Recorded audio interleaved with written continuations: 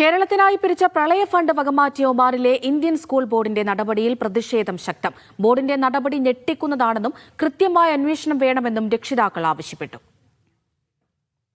കേരളത്തിനായി പിരിച്ച 2012 പ്രളയ fund Indian school വകമാറ്റിയ നടപടിക്കെതിരെ രക്ഷിതാക്കളിലും പ്രവാസി സമൂഹത്തിൽ പ്രതിഷേധം ശക്തമാവുകയാണ്.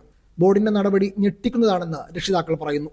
നടന്നത് ബോർഡിന്റെ തന്നിഷ്ടമാണെന്നും രാജിവെച്ച് അന്വേഷണം നേരിടണമെന്നും രക്ഷിതാക്കൾ ആവശ്യപ്പെട്ടു.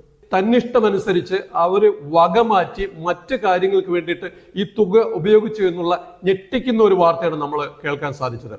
ഇത് യാതൊരു കാരണവശാലും നമുക്ക് അംഗീകരിക്കാവുന്നതല്ല. ഇത് കൃത്യവിലോപമാണെന്നും ഉത്തരവാദിത്തമില്ലായ്മയാണെന്നും ഭരണത്തിൽ ഉണ്ടായിരിക്കുന്ന ഒരു വീഴ്ചയാണോ എന്നുള്ളത് നമുക്ക് രക്ഷകർത്താക്കൾക്ക് നിസ്സങ്കേതം നമുക്ക് പറയാൻ സാധിക്കും. പ്രളയ ഫണ്ട് വകമാറ്റിയതിലൂടെ വിദ്യാർത്ഥികൾക്ക് എന്ത് സന്ദേശമാണ് ബോർഡ് നൽകുന്നതെന്നും രക്ഷിതാക്കൾ ചോദിക്കുന്നുണ്ട്. ഇന്ത്യൻ സ്കൂൾ വിദ്യാർത്ഥികളിൽ നിന്ന് സമാഹരിച്ച തുക ഇന്ത്യൻ സ്കൂൾ ബോർഡ് വകമാറ്റി ചെലവഴിച്ചത് വളരെ പ്രതിഷേധാർഹമായ ഒരു നടപടിയാണ്. ഇത് വളരെ തെറ്റായ ഒരു സന്ദേശമാണ് വളർന്നു വരുന്ന വിദ്യാർത്ഥി സമൂഹത്തിന് നൽകുന്നത്. കേരളത്തിലെ പ്രളയത്തിലെ ദുരിതബാധിതർക്ക് കൈത്താങ്ങായാണ് ഒമാനിലെ ഇന്ത്യൻ സ്കൂളിലെ വിദ്യാർത്ഥികളും അധ്യാപകരും തുക പിരിച്ചെടുത്തത്. നിലവിൽ ഇന്ത്യൻ സ്കൂളുകളുടെ വിവിധ ആവശ്യങ്ങൾക്കായി തുക ചെലവഴിച്ചെന്നും ബോർഡ് ചെയർമാൻ സെയ്ദ് സൽമാൻ കഴിഞ്ഞ ദിവസമാണ് വെളിപ്പെടുത്തിയത്. ഏകദേശം 23,000 റിയാലാണ് പിരിച്ചെടുത്തത്.